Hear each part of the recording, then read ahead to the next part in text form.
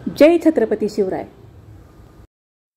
तर मंडळी, अगदी सोप्या पद्धतीने आणि कमी कष्ट लागेल अशा पद्धतीने मी तुम्हाला आज गौरी देवी यायचे म्हणजे गौराईचे पाय कसे बनवायचे ते सांगणार आहे।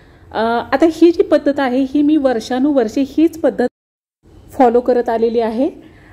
तर आजचा जो व्हिडिओ आहे तो मी काय करते ते तुम्हाला सांगते।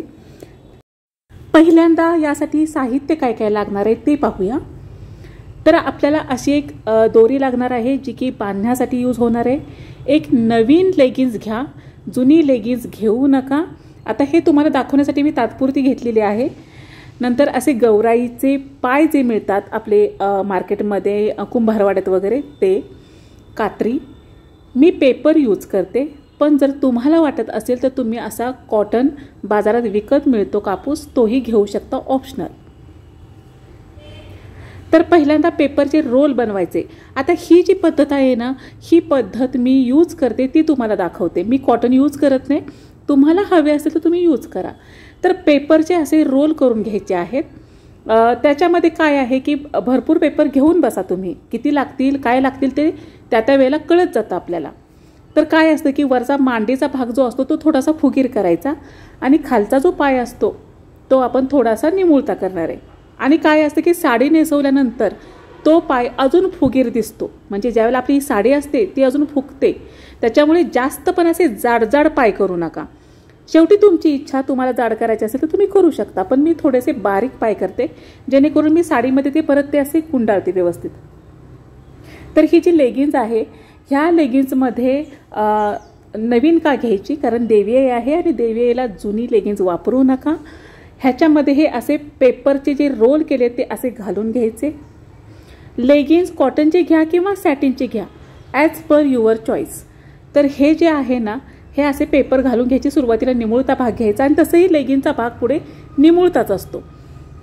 त्याच्यानंतर आम्ही काय करतो की जसं जसं ते पेपरचं आपल्याला वाटेल की बाबा हे कमी पडते, हे थोडं जास्त पडते, हा आपण ते ॲडजस्ट करायचं असतं बरं का। हे कुणी सांगून होत नाही, ते आपलं आपण ॲडजस्ट करायचं।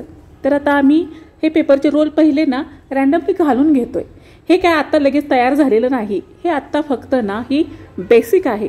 आणि ह्या बेसिक स्टेपमध्ये आपण पहिल्यांदा त्याच्यामध्ये पेपरचे रोल लेगिन्समध्ये घालून घ्यायचे आहेत। ओके, तसंच दुसरा जो पाय आहे तिकडेही सेम याच पद्धतीने पेपरचे रोल घालून घ्यायचे, किंवा तुम्ही जर कॉटन आणला असेल तर कॉटन घालून घ्या। त्यानंतर लेगिन्स जे आहे ही गौरी देवीसाठी जे आपण लेगिन्स यूज करणार आहोत ती वापरल्यानंतर, म्हणजे देवीचं जेव्हा होतं पूजन त्याच्यानंतर तुम्ही यूज केली तर चालते। आणि जर तुम्हाला नवीन नसेल आणायची तर तुम्ही ती व्यवस्थित धुवून पॅक करून ठेवू शकता। आता हे बघा, हे जे पाय आहेत ते खाली व्यवस्थित बांधायचे आहेत। तुम्हाला हे व्हिडिओमध्ये जसं दिसतंय असे ते पाय बांधायचे आहेत। आता आम्ही काय केले ना, ते कट करताना थोडंसं रँडमली असंच कट केले, कारण हे आम्ही हे आमच्या पूजेसाठी यूज करणार नाही आहे। कारण हे जे पाय आहेत हे खूप वर्षांपूर्वीचे पाय आहेत, जे की तुम्हाला व्हिडिओ दाखवण्यासाठी मी यूज केलेले आहेत। हे पूजेचे म्हणजे मी जे यूज करते ते नाहीत।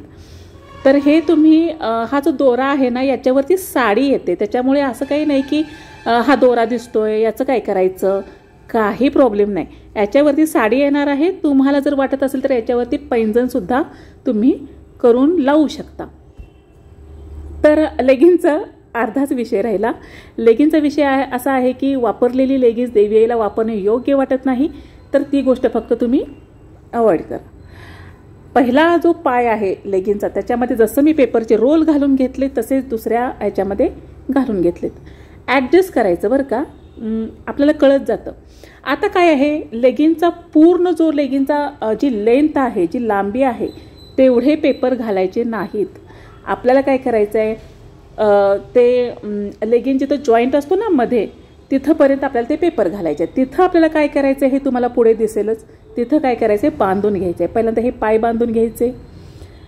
हे जी काही प्रोसेस जशी दिसते तशीच प्रोसेस तुम्ही करा। त्याच्यामध्ये तुमची काही आयडिया यूज करायची असेल तर तीही तुम्ही यूज करू शकता। असंच केलं पाहिजे असं काही नाही। तुम्हाला जर वाटत असेल की ह्याच्यामध्ये अजून काहीतरी ॲडिशनल केलं पाहिजे तुमच्या डोक्याने, तर ते करू शकता तुम्ही। मी काय करते ते मी तुम्हाला फक्त सांगते। आता हे जे बांधलेले आहेत ना, हे साडीमध्ये जातं, त्याच्यामुळे तुम्ही त्याचं काही टेन्शन घेऊ नका, तरी पण थोडंसं कट करून घ्या. आता हे आपले पाय स्ट्रेट तयार झालेले आहेत. म्हणजेच देवीचे जे आपण देवीला जे काही पाय आपण बाहेरून विकत आणणार आहोत ना, तर तेवढे पैसे मोजण्याची काही गरज पडत नाही बरं का. अगदी पवित्रता राखून या सगळ्या गोष्टी आपण करू शकतो. आता हे आहे बसलेल्या गौराईचे स्टँड आहे, म्हणजे छोटं. तर हे जे आहेत पाय हे त्याच्या पाठीमागे असे घालून घ्यायचे. त्याच्यानंतर तुम्ही तुमची त्याच्यामध्ये बॉडी वगैरे घालून तुमची साडी नेसवून घ्यायची असते. म्हणजे आता तुम्ही एक पाय असा वरती घेऊन तुम्ही देवीचं काय म्हणतात, गौरी देवीचं पूजन करू बसवू शकता. नंतर असं एक पाय वरती असा, नंतर नाही का म्हणजे असा राजेशाही लुक असा तो, किंवा दोन्ही पाय खाली सोडायचे असतील तर दोन्ही पाय असे तुम्ही खाली सोडू शकता. आता हे जे पाय आहेत, आता मांडी घालायची असेल दोन्ही पायाची तर तुम्ही हे असं करू शकता. आता हा जो लुक आहे ना, तुम्ही म्हणाल की कसा दिसेल नंतर, ह्याला साडी म्हणजे हे पाय असे बारीक दिसत आहेत किंवा हे असं कसं दिसेल लुक, तर तुम्हाला थोडासा एक लुक दाखवते. प्रत्येक वर्षी माझे वेगळे लुक असतात, तुम्हाला एक लुक दाखवते मी कसा दिसतो ते.